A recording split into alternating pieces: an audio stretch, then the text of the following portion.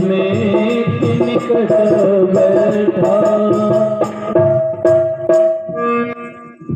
लक्ष्मण,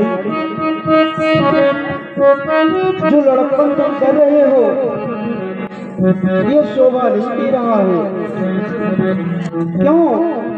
विदेहराज जी अपने दुश्मन नहीं है। इस समाज में अपने से श्रेष्ठ श्री गुरुदेव जी बैठे हैं, उनके सामने ऐसा लड़कपन नहीं करना चाहिए लक्ष्मण। इसलिए ध्यान दीजिए हमारे श्रीमान संदीप भैया और अज्जू भैया।